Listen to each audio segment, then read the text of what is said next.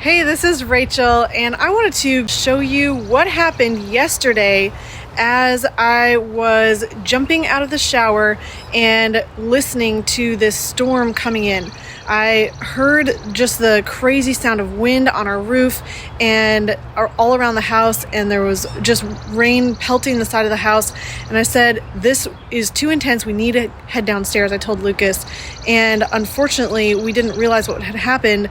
And we came out later. Our neighbor let us know that a tree had gone down. So this tree overhead split and went down through the fence of the neighbor's yard, and thankfully did not hit our house or theirs. We're just super thankful and grateful. We actually didn't even get a storm alert. We didn't know that there was going to be high wind and weather here. I did, after jumping in the car, dropping off the kids with the nanny, heard the weather alert on the phone or on the radio, and it said that out in Wakefield there was high severe thunderstorms with 60-mile-an-hour winds and then also hail, but I didn't hear anything for Hampton Roads. Just watched the sky get dark, and it was probably about 30 minutes later we had this happen in our yard. We also lost our trampoline, which is now bent and up against the tree here, so we're gonna have to figure out how to take the trampoline down.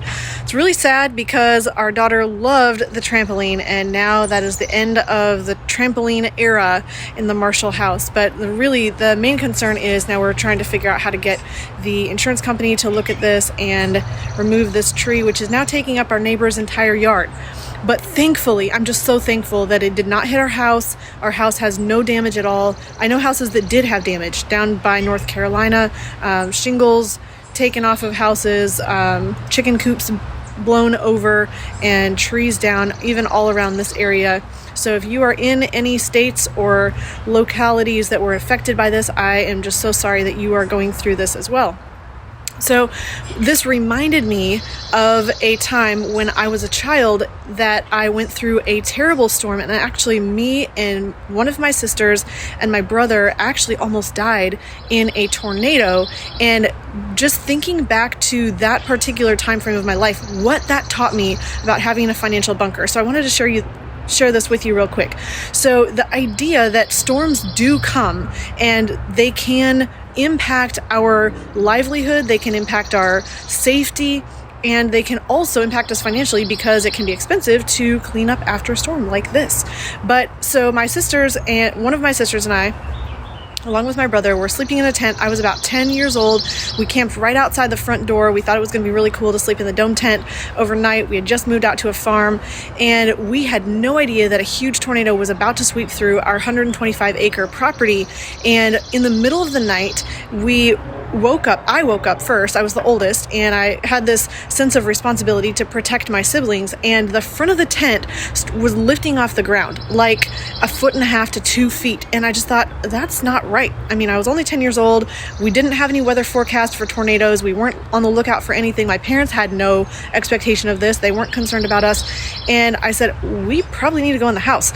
And so I woke up my brother and sister. We ran to the front door. We woke up our parents. We said, hey, there's a really bad storm outside. The tent was lifting up off the ground, and we went to bed. And I don't remember anything until the morning. And somehow we, in the morning, then surveyed the damage. And out of the 125 acres we had, that probably about half of it or so was wooded, we lost probably a quarter of our trees, including 6 giant pine trees down over our garage that smashed the roof of the garage.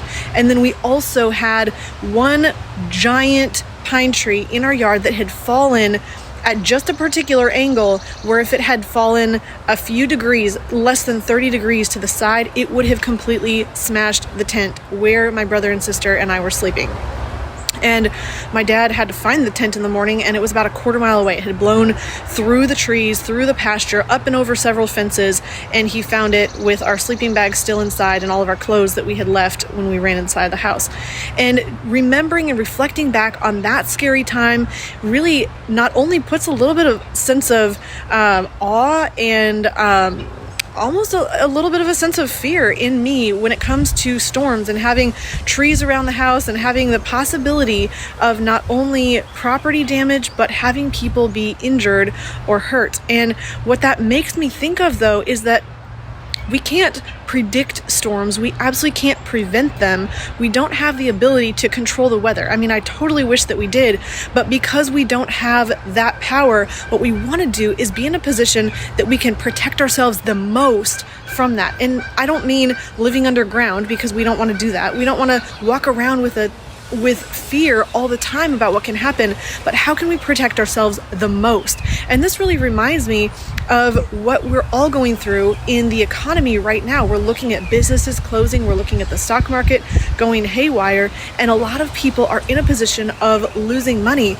And it's indicative back of what happened in 2008, but this has even larger ramifications because we don't know how long things are going to continue to last and what the end result will end up being. And really what we want to do is be in a position to protect your money and have a system that you have this financial bunker, you have a war chest of cash where you can access that for emergencies and for opportunities. Because if you go through a crisis, but you have a store of cash and you have that safety of knowing you're not going to lose money, and you're in a position where you know that you have cash that can cover those emergency costs, you have cash that you can use to invest in the right opportunities in the middle of a crisis, and afterwards, you are in a much, much safer position. And then you're not walking around in fear of having things be taken away from you. Instead, you're in a position where you can have clarity and you can have a sense of peace and confidence because you can move forward.